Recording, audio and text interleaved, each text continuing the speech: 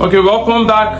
Now we are in our ninth part of our first series on living organisms, and today we're going to be talking about the ribosome. Alright, good. Let's quickly dive right into it, neuronovas. Now, the ribosome, as we see it, is this structure here. It looks somewhat like this.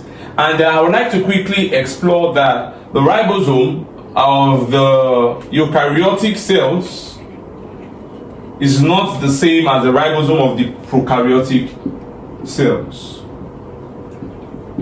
So I assume this is the ribosome of the eukaryotic cell. You can see I made it big, and here you have the ribosome of the prokaryotic cell. Now, generally, ribosome performs the function of what? Of protein synthesis, right? Of protein synthesis. We talked about that earlier. Protein synthesis. And then, how do they manage to synthesize protein? How do they manage to synthesize protein? It's as a result of the combination of what? Of mRNA. That's your mRNA is acted on by the ribosome. So your ribosome reads on the mRNA. It reads on the mRNA with the aid, that's it, with the aid of tRNA. Are you there now? So ribosome reads a sequence of codes on the mRNA with the aid of tRNA, and they end up forming the what? The protein. So that will lead to the synthesis of the protein.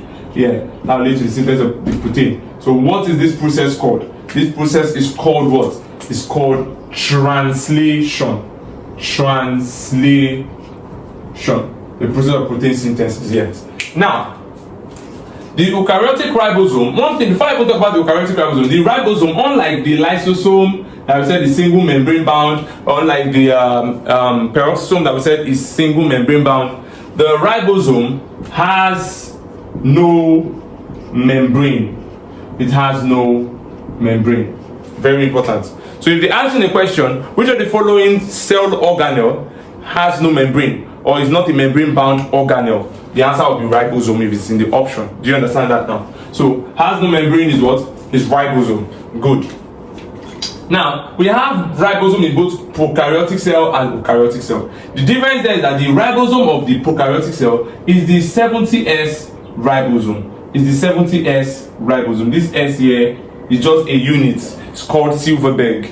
It's a unit that they use in measuring size peculiarity of the ribosome. But you don't need that now as JAMB. Just know they ask it that which of the following is the prokaryote of the is the ribosome of the prokaryote 70S. Fine, just know that. Then for the eukaryotes, you have what? You have 80S. Now, as you can see, these ribosomes are divided always into two subunits. So you should know that the ribosomes are always divided into how many subunits? They always have two subunits.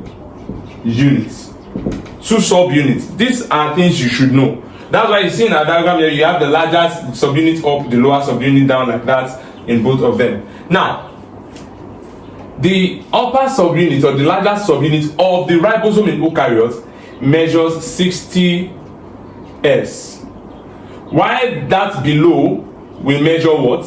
Now, this is where students get to mix things up. For students who only knew that, the eukaryote is 80S, you see questions like which of the following is true of the subunit of the eukaryote? A is made up of 60S and 20S ribosome. And common sense will now try to lead you into picking rubbish. You get what I'm saying now? How? Because you will now be trying to be logical and be wondering, I remember eukaryotes are 80S. Eukaryote ribosomes are 80S. So by normal sense, the two of them should add up to 80, right? So if this is 60S, the down should be 20S. And when you do that, you are wrong. When you do that, you are wrong. That's the wrong approach. You should know that eukaryotes, generally, their ribosome is 80S, which is divided into two subunits that is not adding up to 80. It is 60S and 40S. Are you there now? 60S and 40S. So it is the 60S larger subunit and 40S larger subunit and lower subunit that forms the 80S of the eukaryotes. Please, that's a very, very important thing that you must take note of. While in our prokaryotes, those ones are made up of 50S larger subunits and the what?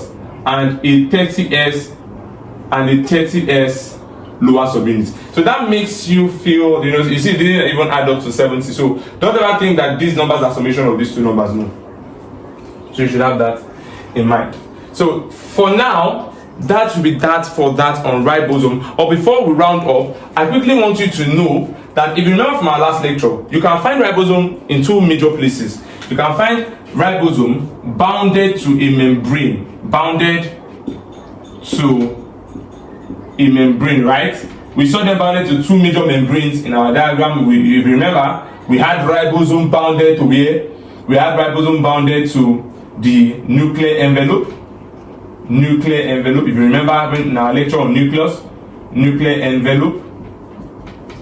And you can also find them bounded to the rough endoplasmic reticulum. So we have the ribosomes that are bounded to membrane, and we also have the cytosolic ribosome.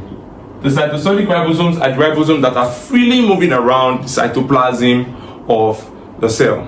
Good. So please, these are information that are very, very key and very, very useful. So do well to subscribe to our channel if you've not subscribed, and click on the notification bell below so that whenever we drop content like this, you will be well informed.